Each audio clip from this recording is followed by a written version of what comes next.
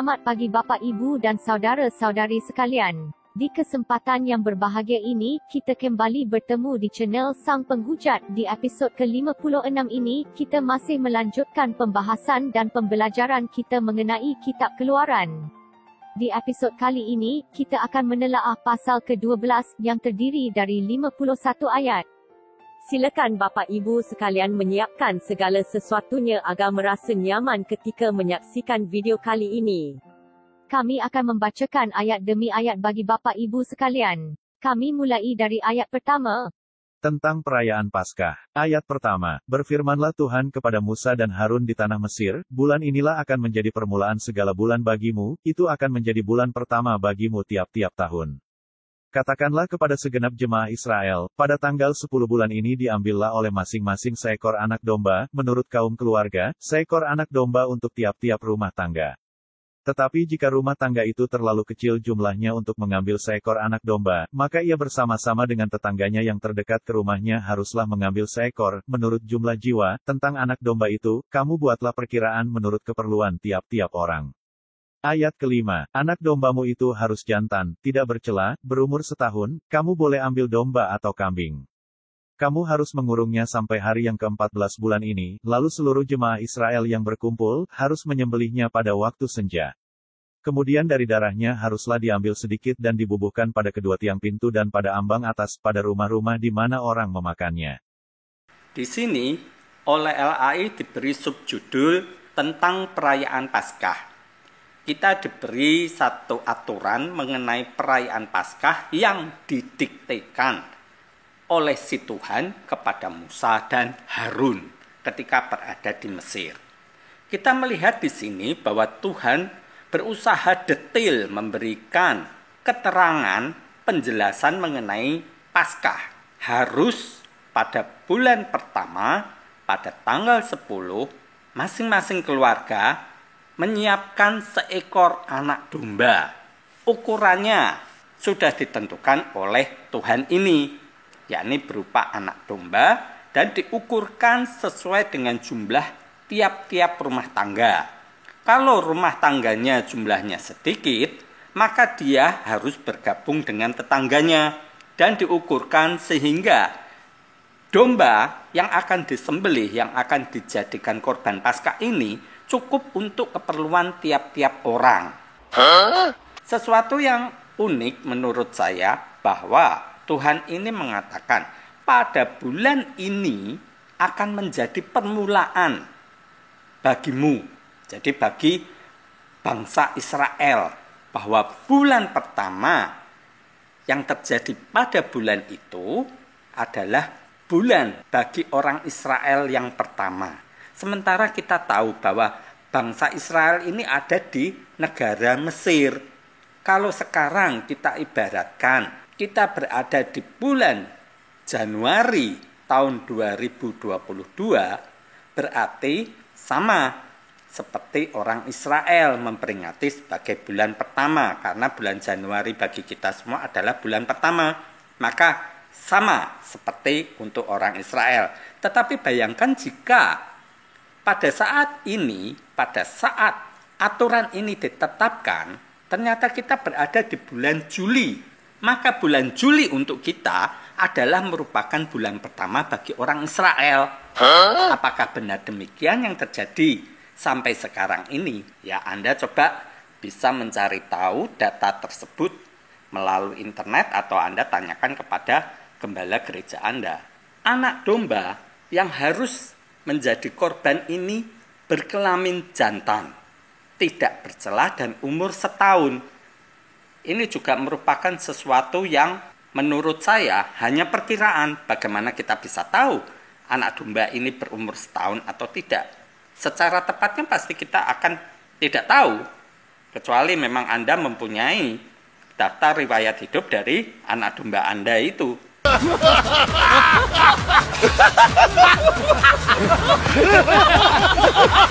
Dan sebelum disembelih, anak domba ini harus dikurung selama 4 hari.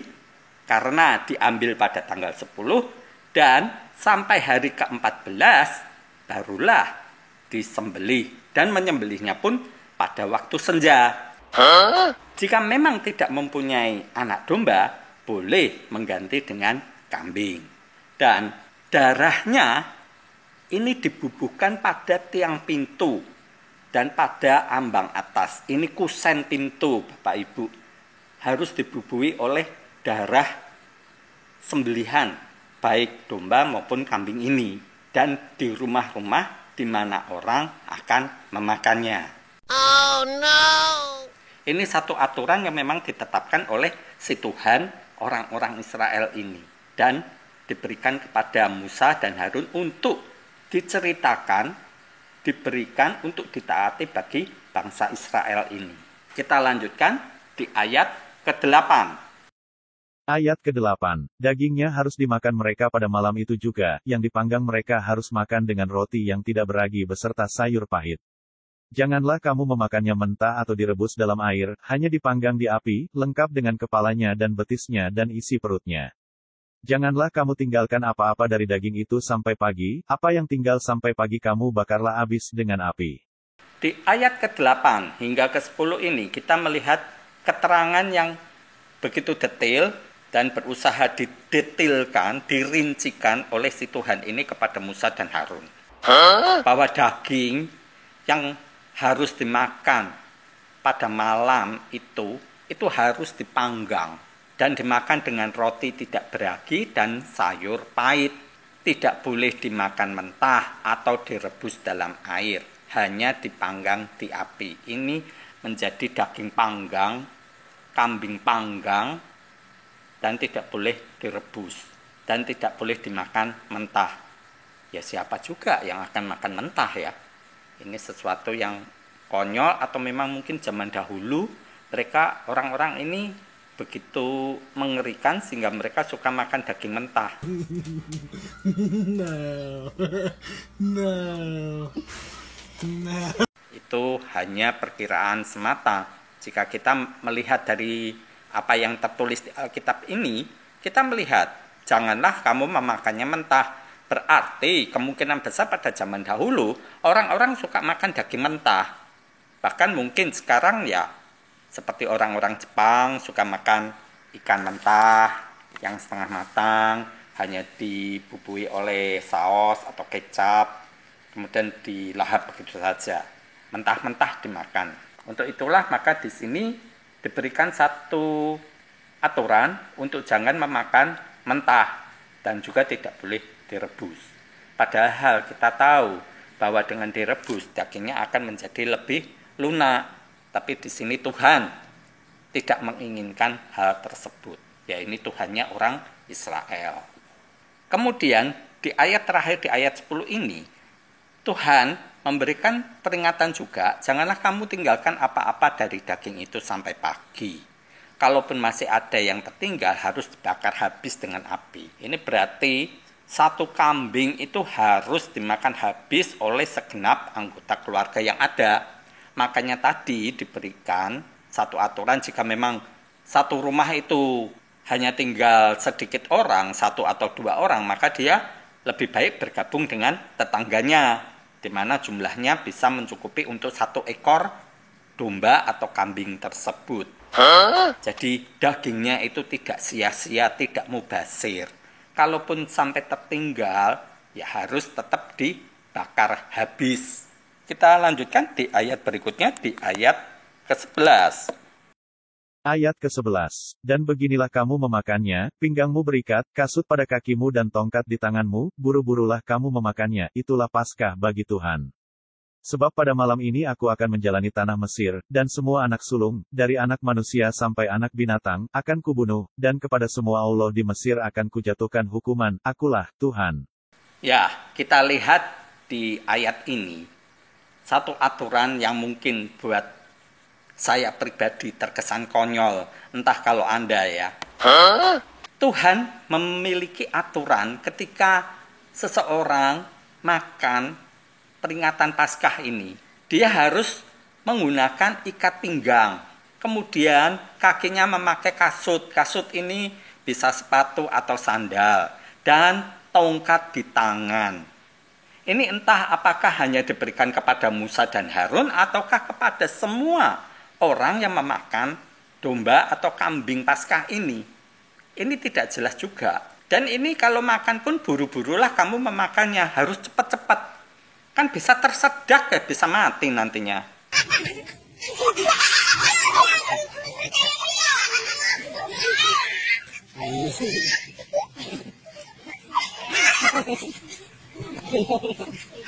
Ya, ini merupakan hal yang konyol menurut saya. Tapi kalau saya berkata begini mungkin dikira penghujatan. Tapi ini sesuatu yang aneh. Bayangkan jika Anda hanya untuk makan domba Paskah ini, Anda menggunakan ikat pinggang. Oh jelas, kalau kita ada di restoran, di rumah makan, ya kita mungkin, ada kemungkinan kita menggunakan ikat pinggang. Sama seperti saya ketika keluar dari rumah, saya menggunakan ikat pinggang. Atau istilah saya yaitu sabuk. Kalau saya kemana-mana keluar rumah memang pakai ikat pinggang. Kemudian pakai kasut pada kaki, jelas saya menggunakan sandal ataupun sepatu kalau keluar dari rumah. Tapi kalau membawa tongkat di tangan, ini ngapain? Padahal kita makan kan juga menggunakan tangan. Sedangkan jika tangan kita sudah memegang tongkat, berarti kita hanya menggunakan satu tangan. Padahal dikala kita mungkin dagingnya agak sedikit alot atau bagaimana, kita terkadang menggunakan dua tangan. Tapi kalau tangan yang satu harus memegang tongkat, berarti mau tidak mau kita harus, istilah Jawanya, berakoti menggunakan gigi kita. Ya, terserahlah ya. Ini memang aturan yang diberikan Tuhan kepada Musa dan Harun dan bagi segenap bangsa Israel ketika merayakan Paskah. Di ayat ke-12-nya kita lihat, inilah satu ancaman yang diulangi lagi oleh si Tuhan ini. Pada malam ini aku akan menjalani tanah Mesir dan semua anak sulung dari anak manusia sampai anak binatang akan kubunuh. Bayangkan ini, Tuhan melakukan pembunuhan dan kemudian dia menunjukkan, kepada semua Allah di Mesir akan kujatuhkan hukuman. Akulah Tuhan. Ini sesuatu yang deklarasi peperangan terhadap Tuhan-Tuhannya orang Mesir. Dan kita pun dicekoi, kita diberi informasi bahwa orang-orang Mesir ini mempunyai banyak Tuhan, banyak dewa, banyak sesembahan. Jadi Tuhannya orang Israel ini yang sering disebut YHWH atau Yahweh ini akan menunjukkan kekuasaannya di dalam memerangi, menaklukkan Tuhan-Tuhannya orang Mesir.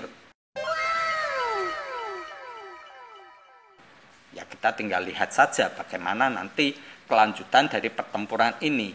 Jika kita sebagai manusia melakukan pertempuran, peperangan dengan sesama kita, mungkin akan bisa berlangsung lama. Kita tahu Perang Dunia Pertama, Perang Dunia Kedua itu tidak hanya 1-2 hari, tetapi bahkan berminggu, berbulan-bulan. Dan itu menimbulkan efek yang luar biasa. Itu manusia. Kita melakukan peperangan akan menimbulkan kerugian, baik jiwa maupun harta. Dan itu pun imbasnya akan bertahun-tahun untuk sampai pada pemulihan. Sekarang kita melihat bahwa si Tuhannya orang Israel akan melakukan peperangan terhadap Tuhan-Tuhannya orang Mesir. Imbasnya seperti apa? Ini sesuatu yang jika kita bandingkan dengan kehidupan kita, sesuatu hal yang mengerikan dan juga sangat konyol. Untuk apa sih si Tuhan ini menunjukkan kehebatannya? Curator, tolol. Curator, tolol.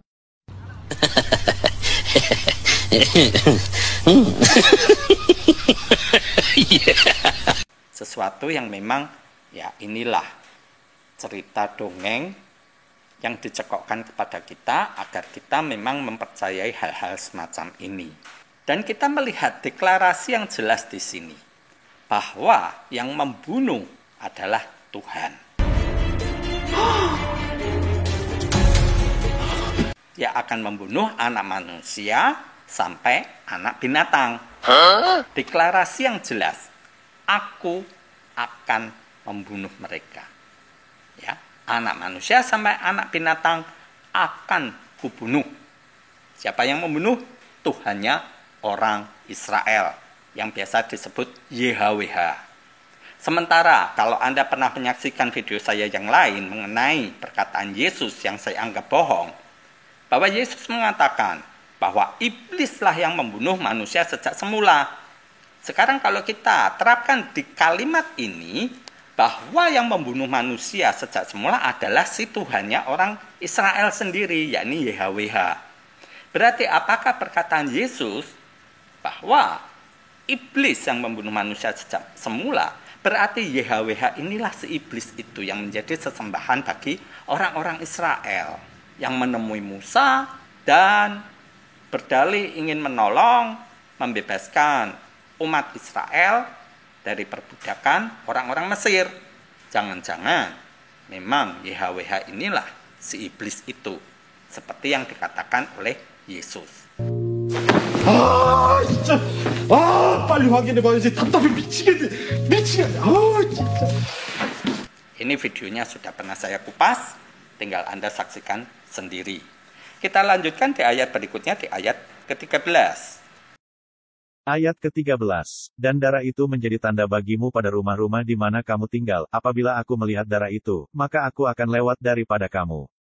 Jadi tidak akan ada tulah kemusnahan di tengah-tengah kamu, apabila aku menghukum tanah Mesir. Di sini, Tuhannya Israel ini menjanjikan tanda darah yang ada di rumah-rumah itu akan menjadi pengingat bagi si Tuhan ini untuk melewati rumah-rumah itu. Jadi tidak ada tulah kemusnahan di tengah-tengah orang Israel ketika si Tuhan ini menghukum orang Mesir. Sekarang menjadi pertanyaan bagi kita dan perenungan. Kalau Anda dekat dengan orang Mesir, memang beda bangsa dan juga mungkin Anda mengalami perbudakan. Tetapi mungkin juga ada teman-teman orang Mesir yang berbelas kasih pada Anda, sehingga seringkali Anda ditolong, Anda sering diberi kesempatan lebih enak daripada yang lain, dan akhirnya Anda menjalin hubungan yang akrab dengan orang-orang Mesir ini. Ketika Musa memberikan satu peringatan kepada Anda, katakan demikian, untuk menorehkan, memberi tanda dengan darah anak domba atau kambing tersebut di pintu-pintu, di kusen pintu Anda, apakah Anda juga tidak akan memberitahukan ini kepada sahabat Anda yang orang Mesir itu? Yang menjadi pertanyaan selanjutnya adalah, ketika orang-orang Mesir ini menorehkan darah juga di pintu mereka, apakah si Tuhan ini akan melewati atau tetap akan membunuh anak-anak orang Mesir ini? Ini tidak pernah menjadi pemikiran bagi teolog-teolog manapun. Sesuatu hal yang konyol cerita semacam ini. Jalinan hubungan manusia secara sosial pasti akan terjadi walaupun antara budak dan majikan. Antara bawahan dengan atasan selalu akan terjadi kontak. Baik itu kontak fisik yang baik maupun yang jahat. Terjadi permusuhan atau terjadi persahabatan, itulah memang kehidupan. Dua hal tersebut akan selalu terjadi. Namun hal itu tidak pernah dikupas oleh teolog manapun. Ini yang saya tunjukkan kepada Anda. Tanda darah ini akan menyebabkan si Tuhan orang-orang Israel ini akan melewati rumah tersebut sehingga tidak terjadi kemusnahan. Lantas, apabila orang Mesir menggunakan cara yang sama, apakah mereka juga akan dilewati oleh si Tuhan ini? Ini tidak pernah dijelaskan. Ya, Anda tinggal menerima saja apa yang dikatakan oleh pendeta-pendeta Anda itu. Tapi di sini saya memberikan informasi yang berbeda, supaya Anda menggunakan otak Anda dan tidak hanya melongo ketika ada di gereja mendengarkan khotbah-khotbah yang tidak masuk akal ini. Kita lanjutkan di ayat berikutnya, di ayat ke-14. Ayat ke-14, hari ini akan menjadi hari peringatan bagimu. Kamu harus merayakannya sebagai hari raya bagi Tuhan turun-temurun. Kamu harus merayakannya sebagai ketetapan untuk selamanya. Kamu makanlah roti yang tidak beragi 7 hari lamanya, pada hari pertama pun kamu buanglah segala ragi dari rumahmu, sebab setiap orang yang makan sesuatu yang beragi, dari hari pertama sampai hari ke-7, orang itu harus dilenyapkan dari antara Israel. Perkataan Tuhan di sini, Hari ini akan menjadi hari peringatan bagimu. Ini kapan? Apakah hari ini merupakan hari di mana si Tuhan memberikan informasi, memberikan perintah, ataukah hari ini merupakan hari yang ke-10 yang seperti yang dikatakan Tuhan tersebut, ataukah hari pertama yang bagaimana? Ini membingungkan buat saya untuk memberikan penjelasan karena hanya tertulis hari ini. Lah hari kapan? Apakah hari saat tanggal 10 ketika mereka menyiapkan domba atau kambing? Ataukah pada waktu ketika Tuhan ini berkata kepada Musa?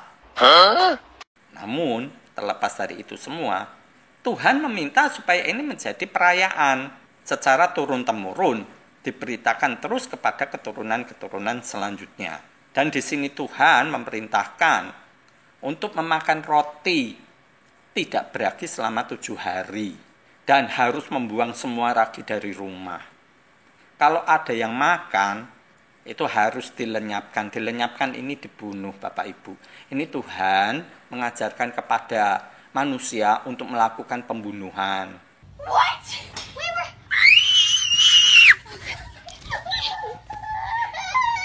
Ya, Anda tinggal pikir sendiri, hanya gara-gara makan roti tidak beragi, nyawa Anda dilenyapkan. Sedemikian murahkah nyawa Anda, nyawa kita? Hanya gara-gara kita makan roti yang beragi, yang ada raginya, lantas kita dibunuh. Curator. Bohong. Curator. Bohong. Ya, ini kembali kepada pemikiran kita masing-masing. Kalau teolog selalu mengatakan, Anda dibunuh karena Anda tidak mentaati perintah si Tuhan ini. Lantas mengapa kalau kita makan roti yang beragi? Nah, itu kan menjadi pertanyaan acuan selanjutnya. Mengapa si Musa hanya begitu tololnya dan tidak ngeyel seperti awal pertama? Bukankah seharusnya untuk membela bangsanya, membela nyawa manusia, dia pun harus ngeyel?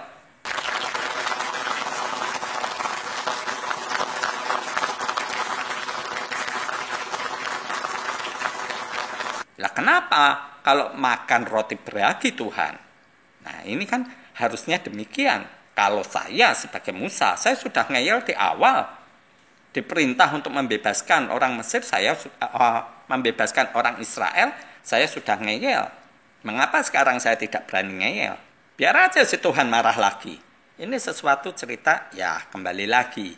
Kita hanya diberi cerita semacam ini dicekokkan ke otak kita oleh para teolog. Begitu banyak jedah-jedah ruang-ruang kosong yang bisa kita telusuri, kita nalar, apakah ini sesuatu yang baik atau tidak. Menurut kacamata saya pribadi, ini sudah tidak relevan Bapak Ibu, sesuatu ajaran yang jahat sebenarnya. Makanya kalau kita mengacu dari ucapan Yesus, mengatakan bahwa pembunuh manusia sejak pertama itu adalah iblis. Dan iblis adalah bapak dusta, berarti yang disembah orang Israel ini adalah iblis, tapi dia menyamar menjadi YHWH. Inilah yang dicekokkan kepada kita. Cerita-cerita ini, Alkitab ini memang sesungguhnya sesuatu yang unik menurut saya. Satu buku yang luar biasa di mana ada kejujuran, tapi juga ada penyesatan. Ada kebaikan, ada kejahatan dicekokkan kepada kita semua. Nah, tinggal nalar kita sebenarnya untuk bisa memilih langkah-langkah apa yang harus kita ambil dari cerita tersebut. Bukan asal kita makan semuanya. Kita harus benar-benar jeli di dalam melihat cerita-cerita semacam ini. Masakan hanya gara-gara makan roti yang beragi, orang itu harus dilenyapkan dari antara Israel. Ya kalau Anda makan roti yang beragi, katakan bakpao itu mungkin ada raginya. Anda ngomong aja, saya nggak makan. Siapa yang tahu? Emang perut Anda akan segera dibedah untuk dikeluarkan bakponya? Kalau sudah ada di lambung Anda, sudah diolah oleh asam lambung Anda, apa yang masih terlihat antara bakpao dengan nasi uduk?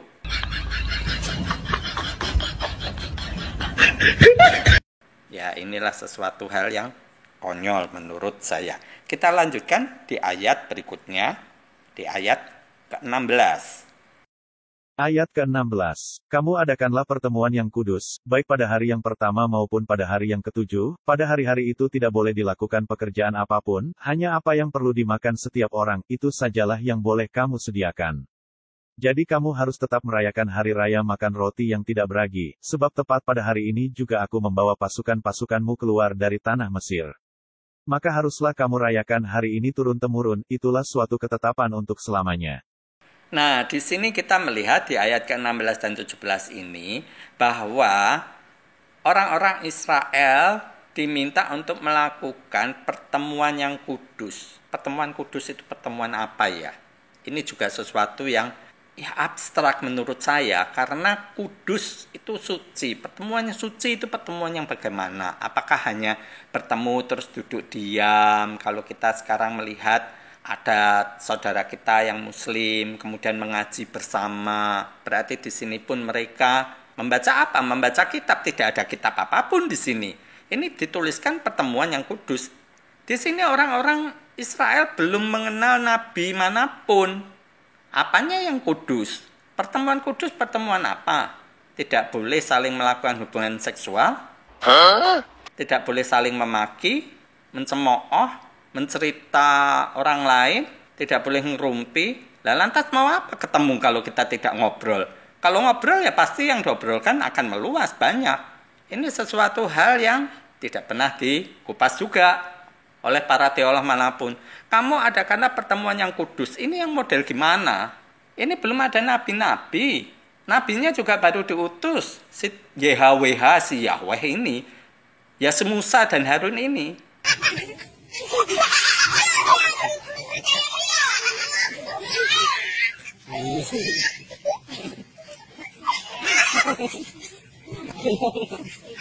Dan mereka melakukan dari hari pertama hingga hari ketujuh. Tidak boleh melakukan apa-apa. Hanya ketemu kumpul.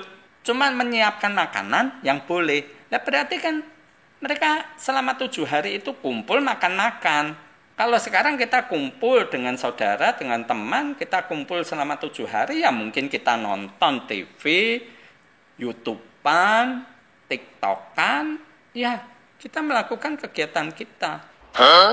Ya pastinya kita ngobrol, cerita sana, cerita sini. Yang diobrolkan mungkin bisa juga menyinggung, rumpi mengenai orang lain. Ya namanya manusia, mau ngomongin apa lagi? Hanya satu kalimat ini aja, kita bisa menjadi ya sontoloyo menurut saya.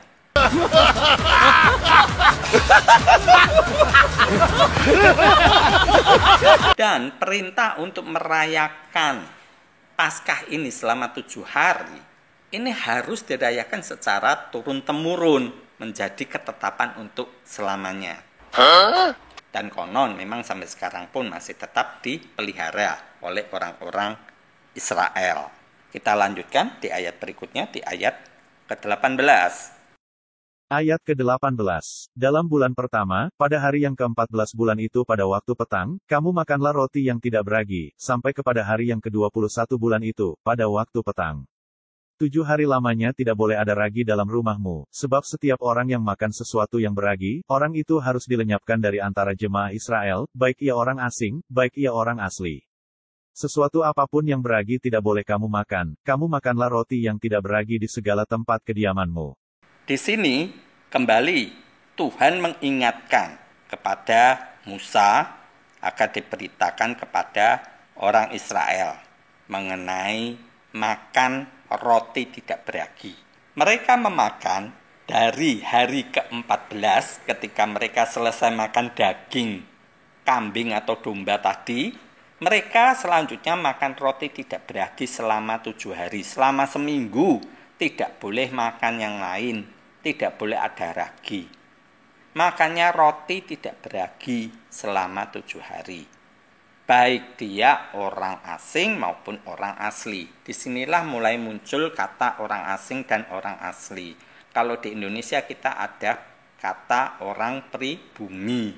Orang Indonesia asli. Padahal menurut ilmu yang mempelajari kependudukan di Indonesia sendiri, tidak ada orang pribumi. Semuanya adalah pendatang, campuran dari bangsa-bangsa lain. kalau di sini kita disuguhi kata orang asing dan orang asli. Dan mereka semua juga tidak boleh makan yang beragi. Kalau makan harus dilenyapkan dari jemaah Israel. Ini perintah dari si Tuhan tersebut. Oh no! Kita lanjutkan di ayat berikutnya, di ayat ke-21. Ayat ke-21. Lalu Musa memanggil semua tua-tua Israel serta berkata kepada mereka, pergilah, ambillah kambing domba untuk kaummu dan sembelihlah anak domba Paskah. Kemudian kamu harus mengambil seikat hisop dan mencelupkannya dalam darah yang ada dalam sebuah pasu, dan darah itu kamu harus sapukan pada ambang atas dan pada kedua tiang pintu, seorang pun dari kamu tidak boleh keluar pintu rumahnya sampai pagi. Dan Tuhan akan menjalani Mesir untuk menulahinya, apabila ia melihat darah pada ambang atas dan pada kedua tiang pintu itu, maka Tuhan akan melewati pintu itu dan tidak membiarkan pemusnah masuk ke dalam rumahmu untuk menulahi. Kamu harus memegang ini sebagai ketetapan sampai selama-lamanya bagimu dan bagi anak-anakmu. Ayat ke-25. Dan apabila kamu tiba di negeri yang akan diberikan Tuhan kepadamu, seperti yang difirmankannya, maka kamu harus pelihara ibadah ini. Dan apabila anak-anakmu berkata kepadamu, apakah artinya ibadahmu ini? Maka haruslah kamu berkata, itulah korban Paskah bagi Tuhan yang melewati rumah-rumah orang Israel di Mesir, ketika ia menulahi orang Mesir, tetapi menyelamatkan rumah-rumah kita. Lalu berlututlah bangsa itu dan sujud menyembah. Pergilah orang Israel, lalu berbuat demikian, seperti yang diperintahkan Tuhan kepada Musa dan Harun, demikianlah diperbuat mereka. Di sini, Musa kemudian mengumpulkan tua-tua Israel. Ya, tua-tua Israel ini ya seumuran dia menurut saya. Mau tua lagi seberapa? Musa sendiri itu udah sepuh, udah 80 tahun. Sementara Harun 83 tahun. Ya pasti sepantaran mereka juga. Orang-orang ini, ya lebih tua lagi mungkin 90 tahun, ya sudah semakin usur. Itu pun menjadi satu perenungan untuk kita harusnya, bahwa sepantaran Musa pun harusnya sedikit. Ini sebagaimana yang telah saya jabarkan dahulu, di episode terdahulu, karena Firaun pernah melakukan pembunuhan untuk anak-anak bayi laki-laki, khususnya untuk orang Israel ini. Jadi sepantaran Musa itu sebenarnya hampir tidak ada karena sudah dibunuh oleh Firaun yang terdahulu. Dan di sini tua-tua Israel ini diminta untuk menyiapkan kambing domba Paskah. Dan kemudian nanti darahnya dipercikan ke kusen-kusen pintu dengan menggunakan hisop. Hisop ini adalah tanaman yang daunnya kecil-kecil yang bisa untuk, istilah Jawanya itu nyiprati, dengan menggunakan hisop ini nanti darah dari kambing atau domba itu bisa dipercikkan ke pintu, ambang pintu, dan kusen-kusen sebelah atasnya. Dan mereka diminta untuk tidak keluar rumah sampai pagi, karena ini Tuhan akan melakukan pembunuhan. Dan juga diminta oleh Musa bahwa perayaan Paskah ini harus sebagai ketetapan selama-lamanya bagi orang Israel dan keturunannya. Bahkan apabila sampai di negeri yang diberikan Tuhan, mereka harus tetap memelihara aturan tersebut sebagai ibadah. Nah, inilah ajaran yang diterapkan oleh Musa. Ajaran ini sesuatu ajaran baru, karena ketika orang-orang Israel ada di Mesir, mereka tidak pernah melakukan ritual macam begini. Ya inilah ajaran Musa yang konon diberikan oleh Yahwehnya, si Tuhannya tersebut. Nah ini Anda harus mulai mencermati. Inilah ritual yang dilakukan oleh Musa, ajaran Musa pertama kali kepada orang-orang Israel.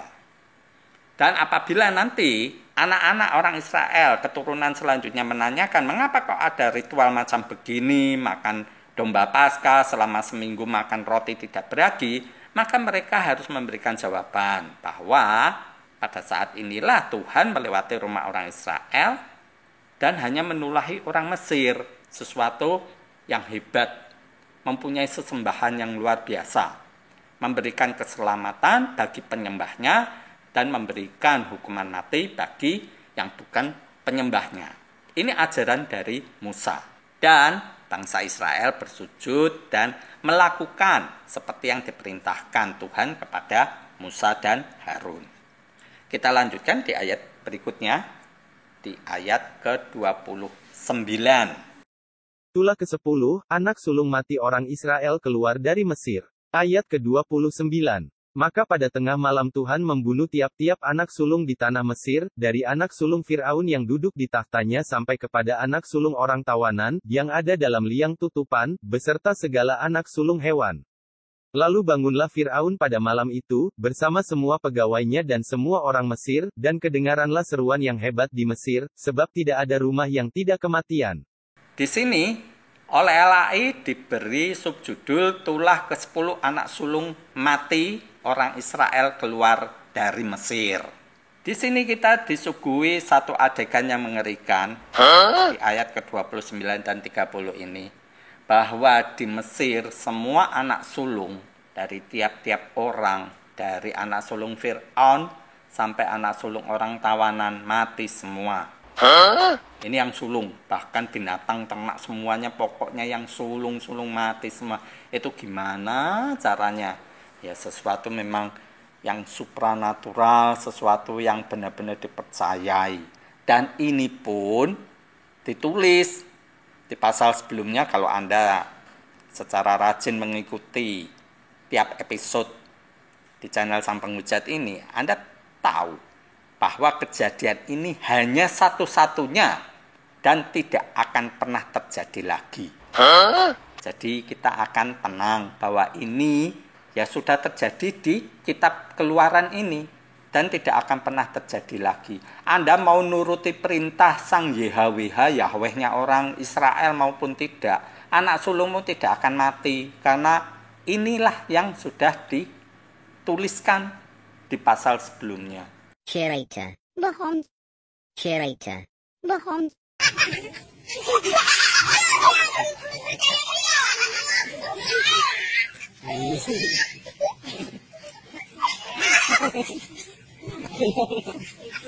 Semua anak sulung orang-orang Mesir mati semua saat itu. Sehingga terjadi seruan hebat di Mesir. Saya katakan semua rumah mengalami duka cita karena meninggal anak sulungnya. Ya kecuali kalau tadi satu rumah hanya terdiri dari satu orang, kakek-kakek jompo, nenek-nenek jompo, ya nggak ada siapa-siapa. Tapi lebih dia sendiri merupakan anak bungsu, ya dia tidak mati. Begitu juga kalau ada suami istri tidak punya anak, ya rumahnya pasti terlewati. Yang jadi pertanyaan kan tadi, seperti yang saya ajukan, gimana kalau orang Mesir juga menyontoh seperti yang dilakukan orang Israel? Mereka menyipratkan darah anak domba, kan pastinya ada sisa. Silahkan saja dipercikkan di pintu-pintunya orang-orang Mesir tersebut. Apakah si Tuhan ini akan melewati atau tidak? Ya ini memang tidak diceritakan. Kita hanya menuruti apa yang disajikan penulis ini. Dikatakan bahwa terjadi seruan hebat karena semua anak sulung di Mesir mati. Ya kita telan mentah kalau Anda memang mau. Kalau saya sih ogah. Sesuatu yang janggal menurut saya. Kita lanjutkan di ayat berikutnya, di ayat ke-31. Ayat ke-31.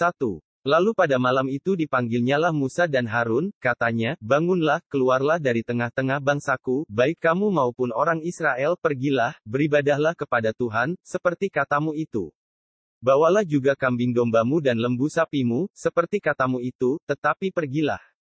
Dan pohonkanlah juga berkat bagiku. Orang Mesir juga mendesak dengan keras kepada bangsa itu, menyuruh bangsa itu pergi dengan segera dari negeri itu, sebab kata mereka, nanti kami mati semuanya. Ya, kita lihat di sini di ayat ke-31 hingga 33. Ini adalah satu cerita, satu informasi sukacita yang diterima oleh bangsa Israel karena Fir'aun memanggil Musa dan Harun untuk meminta mereka segera keluar dari Mesir. Namun di sini juga kita diberi cekokan lagi satu kalimat bahwa Fir'aun pun meminta, pohonkanlah juga berkat bagiku. Ini Fir'aun memohon agar ada berkat bagi dirinya. Ya mungkin karena sudah melihat sampai titik yang terakhir anaknya mati, satu kejadian yang memang mengerikan dan menimbulkan duka cita bagi seluruh bangsa Mesir. Karena anak sulungnya mati semua. Ini sebagaimana yang diancamkan oleh si Tuhannya orang Israel kepada Fir'aun. Dan akhirnya memang terjadi demikian. Menurut cerita ini tentunya.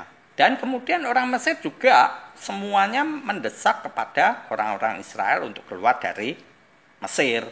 Sebab kalau tidak keluar, mereka bisa mati. Ini pemikiran orang-orang Mesir. Kita lanjutkan di ayat berikutnya, di ayat ke-34. Ayat ke-34. Lalu bangsa itu mengangkat adonannya, sebelum diragi, dengan tempat adonan mereka terbungkus dalam kainnya di atas bahunya. Orang Israel melakukan juga seperti kata Musa, mereka meminta dari orang Mesir barang-barang emas dan perak serta kain-kain. Dan Tuhan membuat orang Mesir bermurah hati terhadap bangsa itu, sehingga memenuhi permintaan mereka. Demikianlah mereka merampasi orang Mesir itu. Di ayat ke-34 hingga ke-36 ini kita diberi informasi bahwa orang-orang Mesir segera bergegas untuk mengemasi semua barang-barangnya, bahkan rotinya yang tidak beragi itu diangkut semua. Dan mereka juga melakukan seperti yang dikatakan Musa. Mereka meminta kepada orang-orang Mesir barang-barang emas, perak, kain, dan barang-barang mungkin lainnya yang bisa diminta dari orang-orang Mesir. Diminta semua. Dan kita melihat di ayat terakhirnya ini sesuatu yang menurut saya sesuatu yang jahat, gila ya. Kata apapun yang bisa Anda terapkan di sini. Tuhan membuat orang Mesir bermurah hati terhadap bangsa itu sehingga memenuhi permintaan mereka. Demikianlah mereka merampasi orang Mesir itu. Bayangkan, ini orang Israel merampasi, menjarah Bapak Ibu.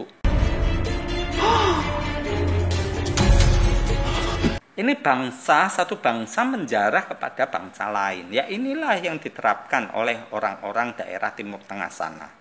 Sampai sekarang ini, ya karena ajarannya semacam ini. Mereka merampasi, mereka tuh menjarah orang-orang Mesir. Ya karena memang kita diberi informasi bahwa orang Israel ini diperbudak selama 400 tahun. Dan sekarang mereka keluar dari Mesir, mereka merampas, mereka menjarah. Kalau kita berpikir ya untung rugi, ya inilah mungkin sebagai timbal balik selama 400 tahun mereka diperbudak, inilah upahnya. Makanya mereka mengambil, menjarah milik orang Mesir. Ya ini seperti kejadian yang dialami oleh bangsa kita di tahun 98 dahulu. Itu sesuatu penjarahan yang luar biasa terjadi sehingga akhirnya negara kita kolaps. Dan itu jangan pernah terjadi lagi untuk kemudian harinya. Jadilah bangsa yang bermartabat, bangsa yang hebat. Dan tidak mencontoh seperti yang dilakukan orang Israel terhadap orang Mesir ini. Mereka merampasi, menjarah Bapak Ibu. Ini terjemahan lain, bahasa Inggrisnya itu adalah menjarah. Mereka menjarah orang Mesir. Barangnya diambili semua. Kita lanjutkan di ayat berikutnya, di ayat ke-37. Ayat ke-37. Kemudian berangkatlah orang Israel dari Ramses ke Sukot, kira-kira 600.000 orang laki-laki berjalan kaki, tidak termasuk anak-anak. Juga banyak orang dari berbagai-bagai bangsa turut dengan mereka, lagi sangat banyak ternak kambing domba dan lembu sapi. Adonan yang dibawa mereka dari Mesir dibakarlah menjadi roti bundar yang tidak beragi, sebab adonan itu tidak diragi, karena mereka diusir dari Mesir dan tidak dapat berlambat-lambat, dan mereka tidak pula menyediakan bekal baginya. Nah, untuk ayat ke-37, ini Anda harus memberikan perhatian juga. Bahwa orang Israel berangkat dari Ramses ke Sukot ini kira-kira 600.000 laki-laki. Orang laki-laki tidak termasuk anak-anak dan juga tentunya wanita. Kalau kita perkalikan saja, ada 600.000 orang laki-laki berjalan kaki. Dan kemudian 600.000 perempuan dan 600.000 anak-anak. Berarti totalnya hampir 2 juta. 1.800.000. Atau kita genapkan saja 2 juta orang Israel. Ini mereka keluar dari Mesir. Pertanyaan nanti yang akan muncul adalah, berapakah jumlah penduduk Mesir? Apakah mereka di bawah 2 juta? Karena kalau kita tahu dari pasal sebelumnya disebutkan bahwa jumlah orang Israel jauh lebih banyak daripada orang Mesir. Ternyata kalau kita melihat di sini yang keluar sekitar 2 juta. Ini hanyalah asumsi saya, anggapan saya dengan hitung-hitungan semacam itu, bahwa orang laki-lakinya 600 tidak termasuk anak-anak. Berarti kalau dengan anak-anak ya kita anggap aja 600. Atau kita kalikan lebih banyak lagi. Kalau anaknya laki dan perempuan, Pak, ya kita tambahkan menjadi perkaliannya 4 kali. Menjadi 2.400.000 orang Israel. Ini keseluruhannya. Asumsi saya demikian. Dan mereka ini membawa begitu banyak ternak. Ini ketika saya membaca versi lainnya, ketahuanlah bahwa terjemahan dari LAI ini sedikit ngaco. Karena disebutkan di pasal ke-38 ini, juga banyak orang dari berbagai-bagai bangsa turut dengan mereka. Ini bangsa apa yang ikut dengan mereka? Ini terjemahannya ngaco Bapak Ibu. Karena terjemahan lain disebutkan bahwa yang keluar ini adalah kumpulan binatang. Bukan hanya ternak. Mungkin peliharaan dari orang-orang Israel. Mungkin mereka pelihara burung, pelihara ikan. Nah inilah yang dibawa. Berbagai-bagai macam binatang keluar bersama mereka.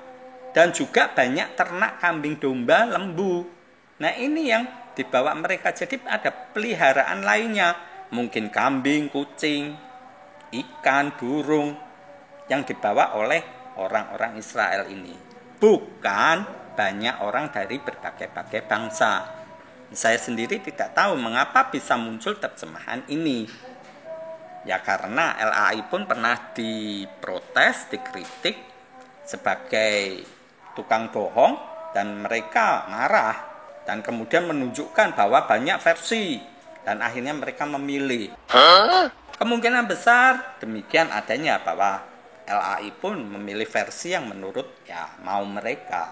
Kita lanjutkan di ayat berikutnya, di ayat ke-40. Ayat ke-40. Lamanya orang Israel diam di Mesir adalah 430 tahun. Sesudah lewat 430 tahun, tepat pada hari itu juga, keluarlah segala pasukan Tuhan dari tanah Mesir. Malam itulah malam berjaga-jaga bagi Tuhan, untuk membawa mereka keluar dari tanah Mesir. Dan itulah juga malam berjaga-jaga bagi semua orang Israel, turun-temurun, untuk kemuliaan Tuhan. Di sini saya berharap agar Anda memberikan perhatian lebih dari ayat ke-40 ini. 40 dan 41.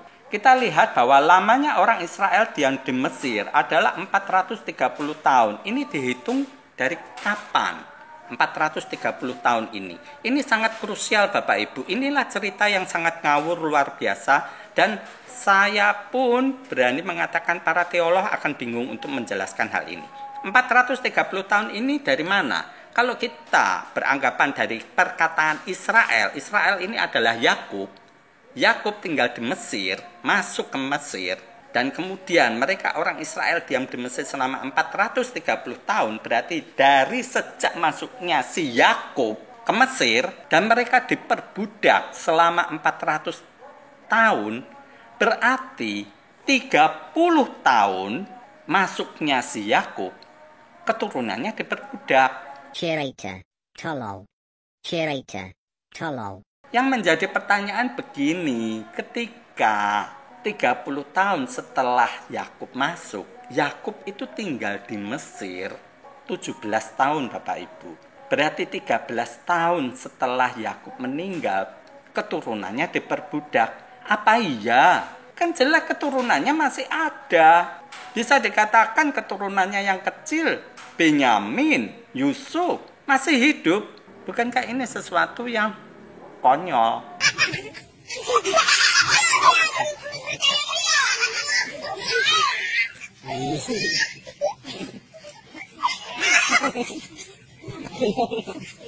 Dan apa iya? Hanya selintas 13 tahun, jumlah orang Israel keturunan dari Yakub ini melewati jumlah penduduk Mesir. Lantas 430 tahun ini dihitung dari mana? Jika 430 tahun Bapak Ibu Saya bulatkan saja menjadi 450 supaya hitung-hitungannya lebih mudah bagi kita semua. 450 tahun kita bagi setiap generasi 15 tahun, berarti ada 30 generasi. Apa iya 30 generasi dari orang Israel mampu melewati jumlah penduduk Mesir? Kalau Anda mengikuti channel ini sejak semula, Anda akan tahu bahwa kata Mesir sendiri ini merupakan keturunan dari Nuh.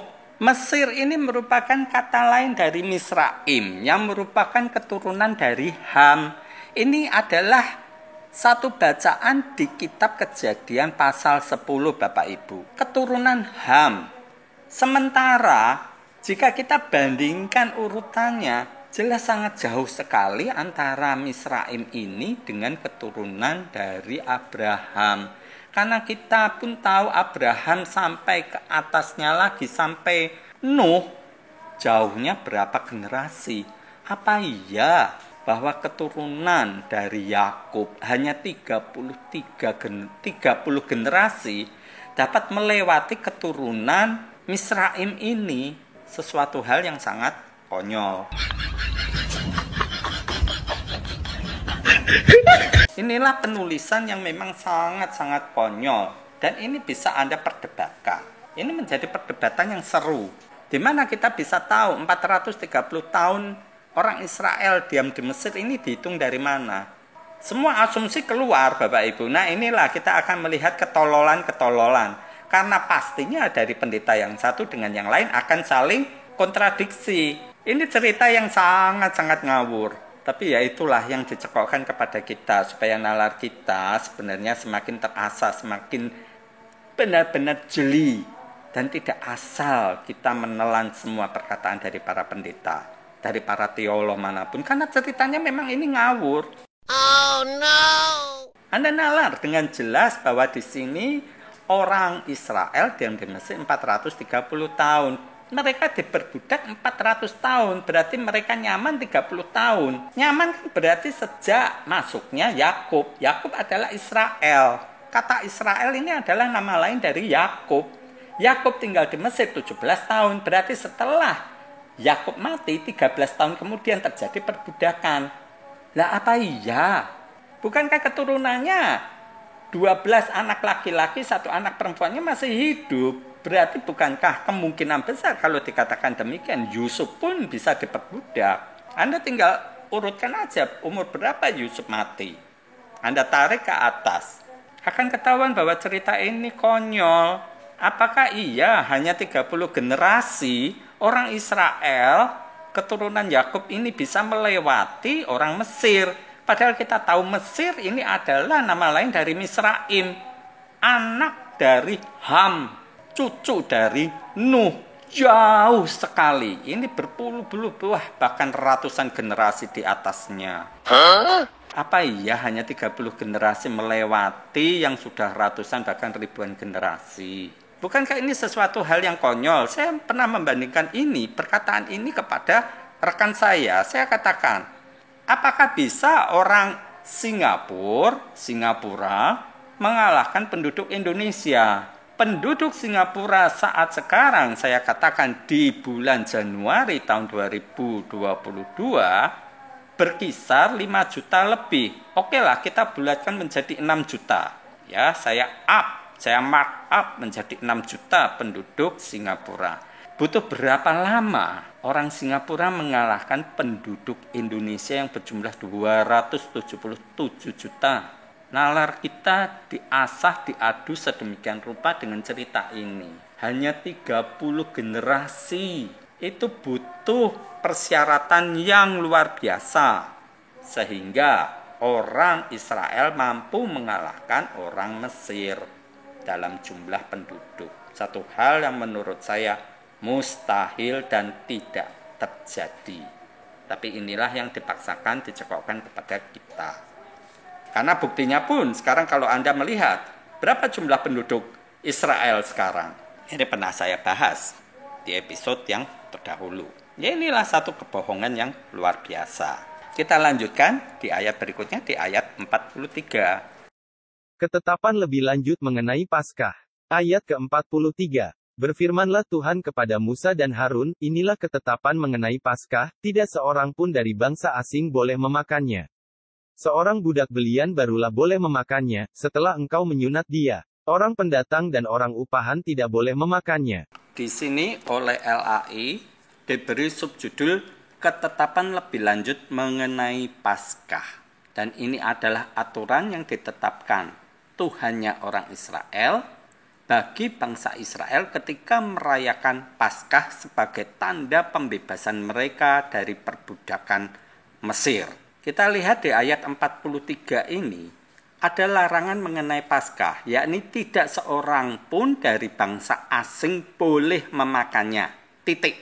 Jadi, selain orang-orang Israel, tidak diperkenankan untuk merayakan Paskah, terlebih-lebih untuk memakan daging Paskah, yakni daging domba dan kambing Paskah ini. Begitu juga dengan ayat 44 di mana budak belian barulah boleh memakannya setelah engkau menyunat.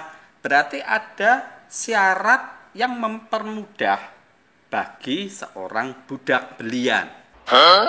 Bahwa budak belian ini boleh turut merayakan Paskah setelah dia disunat. Sementara di ayat 45, orang pendatang dan orang upahan tidak boleh memakannya. Jadi sebagaimana di ayat 43, di ayat 45 ini menguatkan bahwa orang pendatang atau orang asing tidak boleh memakan daging Paskah ini.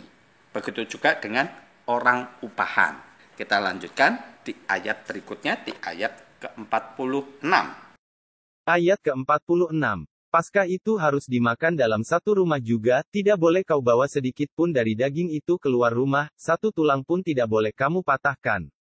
Segenap jemaah Israel haruslah merayakannya. Tetapi apabila seorang asing telah menetap padamu dan mau merayakan Paskah bagi Tuhan, maka setiap laki-laki yang bersama-sama dengan dia, wajiblah disunat, barulah ia boleh mendekat untuk merayakannya, ia akan dianggap sebagai orang asli. Tetapi tidak seorang pun yang tidak bersunat boleh memakannya. Satu hukum saja akan berlaku untuk orang asli dan untuk orang asing yang menetap di tengah-tengah kamu. Di sini kita melihat bahwa Paskah ini dirayakan oleh umat Israel di dalam kediaman rumah mereka masing-masing. Dan ketika mereka memakan, mereka tidak boleh membawa daging, walaupun secuil pun keluar dari rumah tersebut. Dan bahkan satu tulang pun tidak boleh kamu patahkan. Berarti ini daging dombanya ini utuh, beserta dengan tulang-tulangnya. Berarti jika paha kambing atau dombanya besar begitu, ya dipegang sendirian, dimakan satu orang begitu mungkin. Ya, yang dimaksudkan di sini tidak boleh dipatahkan berarti ya satu onggokan daging beserta tulangnya itu, dan semua jemaah Israel harus merayakannya. Dan ini akan diturunkan kepada generasi berikutnya. Begitu turun-temurun tradisi Paskah ini dirayakan sebagai ibadah bagi orang-orang Israel. Namun kita lihat di ayat ke-48-nya. Apabila orang asing telah menetap padamu dan mau merayakan Paskah bagi Tuhan, maka wajiblah disunat. Barulah ia boleh mendekat untuk merayakannya. Ia akan dianggap sebagai orang asli. Padahal kita tahu tadinya di ayat 45, orang pendatang dan orang upahan tidak boleh memakannya. Bahkan di ayat 43 pun disebutkan, tidak seorang pun dari bangsa asing boleh memakannya. Berarti di sini ada degradasi, ada kelunakan dari ayat 43, ayat 45, dan kemudian melunak di ayat 48. Tetapi syaratnya adalah bahwa orang tersebut, walaupun dia orang asing, dia wajib disunat. Setelah disunat, baru dia boleh ikut merayakan Paskah. Jadi ketentuannya itu pada sunatnya. Kalau orang tersebut tidak mau bersunat, ya tidak boleh makan.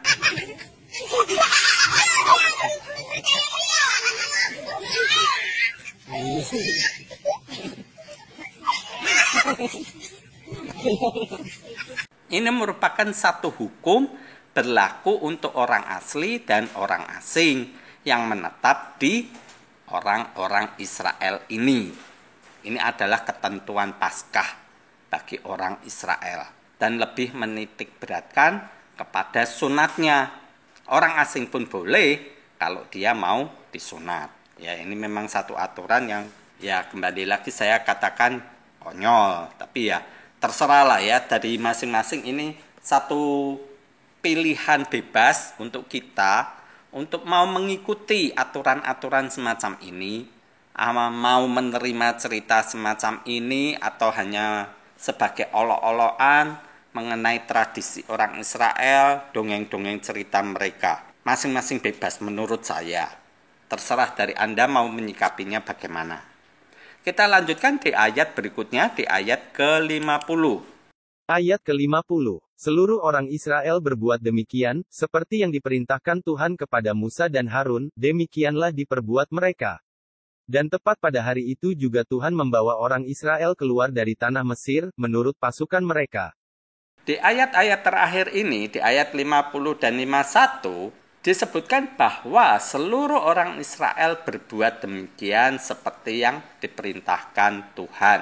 Dan ini dilakukan terus-menerus turun-temurun dan menjadi tanda peringatan bagi orang Israel bahwa pada hari itu Tuhan membawa orang Israel keluar dari tanah Mesir, bebas dari perbudakan Firaun. Ya Bapak Ibu, Saudara sekalian, kita telah menyelesaikan pembacaan ayat demi ayat di kitab Keluaran pasal 12 ini, yang keseluruhannya terdiri dari 51 ayat.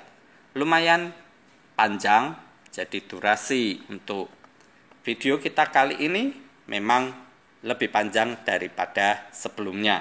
Karena jika di pasal ke-11 hanya terdiri dari 10 ayat, maka di pasal ke-12 ini jauh lebih panjang.